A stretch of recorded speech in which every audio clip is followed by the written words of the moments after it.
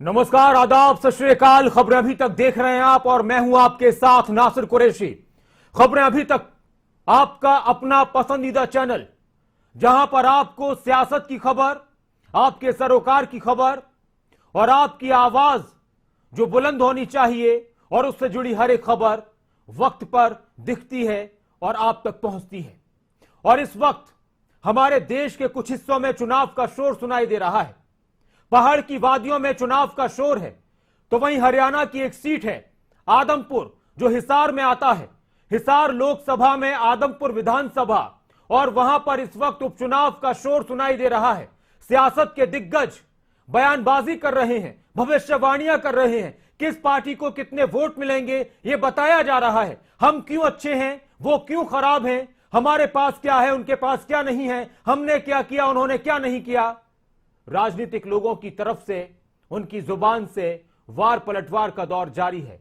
तो आदमपुर उपचुनाव को लेकर एक भविष्यवाणी हुई है कि इनेलो को कितने वोट मिलेंगे, आम आदमी पार्टी को कितने वोट मिलेंगे और कांग्रेस की स्थिति क्या है, बीजेपी जेजेपी की स्थिति क्या है। एक भविष्यवाणी हुई है, एक राजनेता है, उन्होंने की है। उस पर बात करेंगे और अलग अलग पार्टियों के नेताओं से उन सवालों के जवाब लेंगे जो सवाल उठाए गए हैं।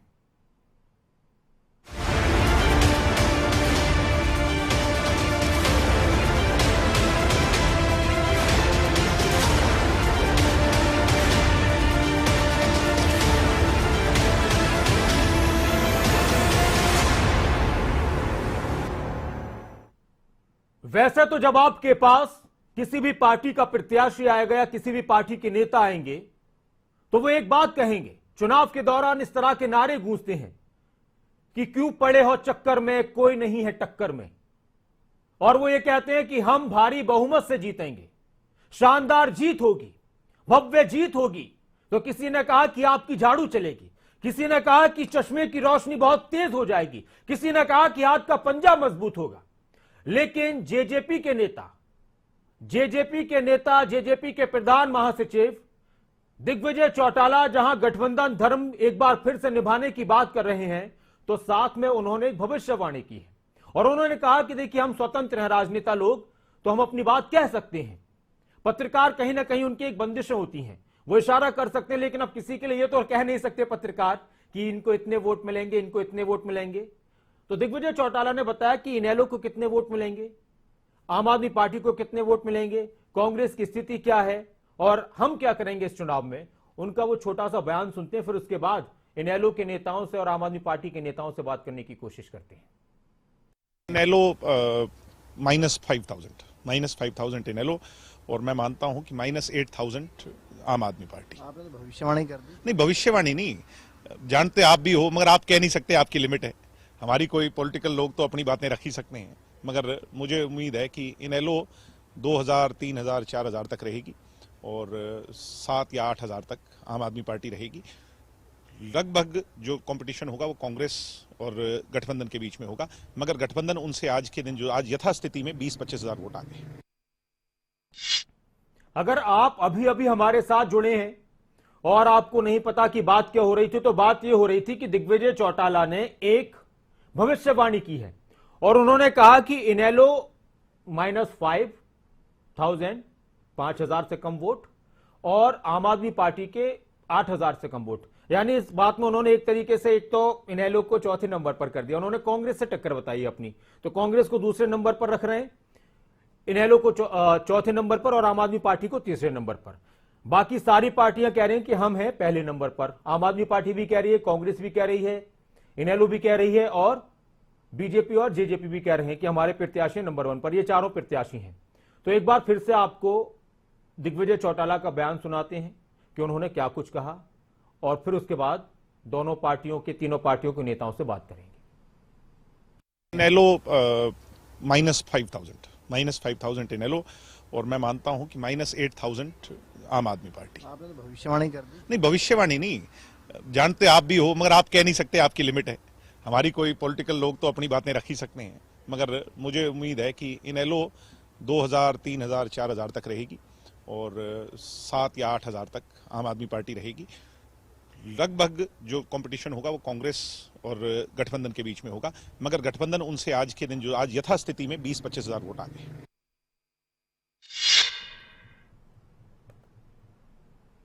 अच्छा, इस बीच एक और बात होती है कि जब भी जेजेपी या इनेलो के किसी नेता से बात होगी, किसी पत्रकार की, या फिर वो खुद भी कहीं पर कोई भाषण देते हैं या अपना बयान देते हैं, तो उसमें जेजेपी के नेताओं के बयानों में इनेलो नेताओं का जिक्र जरूर होता है, तंज होता है, और इनेलो नेताओं के बयानों में जेजेपी के नेताओं के लिए बात जरूर होती है, तंज कहीं ना कहीं होता है, कोई ना कोई उस पर वो वार करते हैं। तो इस दौरान दिग्विजय चौटाला एक बार फिर से इनेलो नेताओं पर बरसते नजर आए। उन्होंने अभय चौटाला को लेकर भी निशाना साधा और कहा कि उनका गुस्सा उनको कम करना चाहिए। एक बार वो भी बात सुन लेते हैं। वो अब कह रहे थे कि मेरा बस चले तो मैं गर्दन काट दूं, तो ये बातें नहीं, ये अब लोगों को ये स्वीकार नहीं है। लोग नरमाई पसंद करते हैं, लोग विनम्र को लाइक करते हैं, ये तो है ही कल्चर। वो अब कह रहे थे कि मेरा बस चले तो मैं गर्दन काट दूं, तो ये बातें नहीं, ये अब लोगों को ये स्वीकार नहीं है। लोग नरमाई पसंद करते हैं, लोग विनम्र को लाइक करते हैं, ये तो है ही कल्चर। आदमपुर के उपचुनाव में चारों ही पार्टियों के जो नेता हैं, अच्छा 5 पार्टियां हैं चुनाव के मैदान में, लेकिन प्रत्याशी 4 हैं। बीजेपी और जेजेपी गठबंधन धर्म निभाने की बात कर रहे हैं कि हम गठबंधन धर्म निभाएंगे। हालांकि इस गठबंधन धर्म की अगर बात की जाए तो इससे पहले भी उन्होंने निभाया है, और एक बार फिर से चुनाव के मैदान में दोनों ही पार्टियां एक साथ उतर रही हैं। इससे पहले बड़ौदा उपचुनाव की बात की जाए तो वहां पर भी दोनों ने मिलकर चुनाव लड़ा था।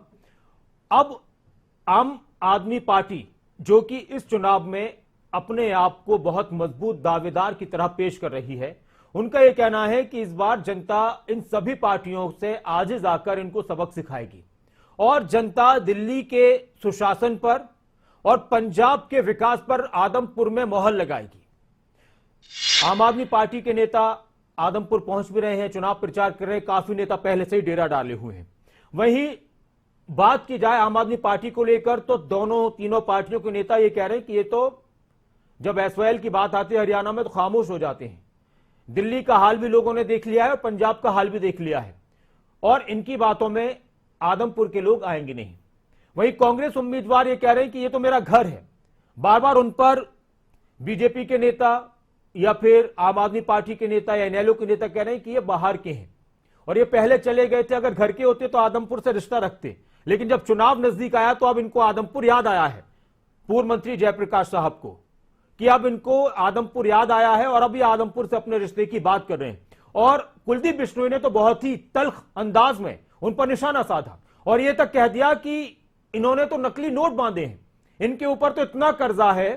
कुलदीप बिश्नोई का यह बयान आया था, उनकी ये बातें चर्चा में चली कि इन पर तो इतना कर्जा है कि लोग अपना कर्जा मांगने इन पर पहुंच रहे हैं। और उन्होंने ये भी कहा कि मैं तो भूपेंद्र सिंह हुड्डा का एक तरीके से इसमें शुक्रिया अदा करता हूं कि उन्होंने इसी बहाने कम से कम जयप्रकाश को आदमपुर भेज तो दिया, तो लोग उनसे अपना कर्जा मांगेंगे। उनके पास कर्जदारों की जो इन्होंने कर्जा लिया था, उनकी भीड़ लगी, उधार लिया था, उनकी भीड़ लगी हुई कि हमारा कर्जा चुकाओ। इसी तरह से कुलदीप बिश्नोई को लेकर जयप्रकाश कहते हैं कि कुलदीप बिश्नोई की याददाश्त कम हो गई है, उनको भूलने की बीमारी हो गई, उनको अपना इलाज कराना चाहिए।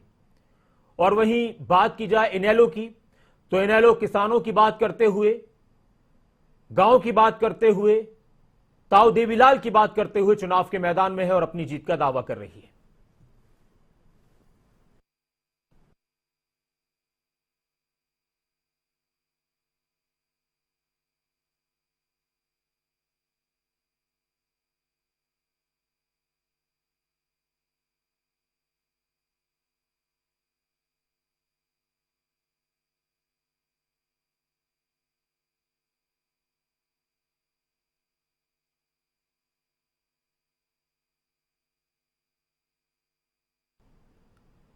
सभी की तरफ से अपने अपने प्रत्याशियों के लिए वोट मांगे जा रहे हैं। तो वहीं इसी बीच लगातार अगर हम बात करें तो प्रेस कॉन्फ्रेंसेज हो रही हैं। आज आदमपुर के उपचुनाव में हरियाणा के पूर्व मुख्यमंत्री और इनेलो सुप्रीमो ओम प्रकाश चौटाला भी पहुंचे और उन्होंने अपने उम्मीदवार कोडाराम नंबरदार के पक्ष में प्रचार किया। इस दौरान ओम प्रकाश चौटाला ने कहा कि कांग्रेस और बीजेपी दोनों के उम्मीदवार विश्वास के लायक नहीं है। उन्होंने कहा कि आज परिस्थितियां फिर से इनेलो पार्टी के अनुरूप होती जा रही हैं। उनकी बस है, वो उस बस में सवार थे और आदमपुर के लोगों के बीच पहुंचे। और ओपी चौटाला ने कहा कि इस उपचुनाव में किसान के बेटे को जिताकर अपनी सरकार लाने का रास्ता साफ करें। ओम प्रकाश चौटाला काफी उम्र दराज हैं और इस वक्त इतनी उम्र में सक्रिय राजनीति में बहुत ही कम लोग होते हैं, तो वो ऐसे वक्त में भी वो अपने प्रत्याशी के लिए वोट मांगने के लिए पहुंचे। कुलराराम जो कि किसानों की बात करते रहे, लेकिन चुनाव से पहले ही, नामांकन के एक दो दिन पहले ही वो उन्होंने इनेलो ज्वाइन की थी और उनको टिकट मिला था। तो अपने प्रत्याशी के लिए, कुलराराम नंबरदार के लिए ओम प्रकाश चौटाला ने प्रचार किया और साथ ही विरोधियों पर निशाना साधा और कहा कि कांग्रेस और बीजेपी के जो दोनों उम्मीदवार हैं ये विश्वास के लायक नहीं है। इसके अलावा आदमपुर उपचुनाव में सभी पार्टियों के दिग्गज जुटे हुए हैं। बीजेपी की तरफ से भी लगातार अपने विरोधियों पर निशाना साधा जा रहा है, विपक्षी पार्टियों पर निशाना साधा जा रहा है। बीजेपी की अब बात करते हैं तो बीजेपी का कांग्रेस पर बड़ा सियासी हमला है। बीजेपी की तरफ से यह कोशिश हो रही है कि हमारा मुकाबला कांग्रेस से है, कांग्रेस की तरफ से यह कोशिश हो रही है कि हमारा मुकाबला बीजेपी से है। हालांकि मुकाबले की बात आम आदमी पार्टी और इनेलो भी कर रहे हैं, तो सब अपने अपने हिसाब से अपने अपने प्रतिद्वंदियों को चुन लेते हैं। तो इसी दौरान पूर्व मंत्री मनीष ग्रोवर ने नेता प्रतिपक्ष भूपेंद्र सिंह हुड्डा पर निशाना साधा और कहा कि आदमपुर के साथ हुड्डा शासन में हरियाणा के कई क्षेत्रों के साथ बहुत भेदभाव हुआ। अब हुड्डा आदमपुर में किस मुंह से वोट मांग रहे हैं?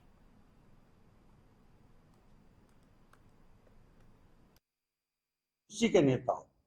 जनता आपसे प्यार नहीं करती, इसलिए जनता आदमपुर में भी ठुकराएगी। उन्होंने कहा क्या ये इलाहाबाद वाला हाल होगा बीजेपी का? बीजेपी तो टक्कर दी, 60,000 वोट लिए। आपका कैंडिडेट था, जमानत भी मुश्किल से बचा पाए। वही हालत इस बार कांग्रेस की होने वाली है। आदमपुर के अंदर जमानत भी मुश्किल से बचेगी।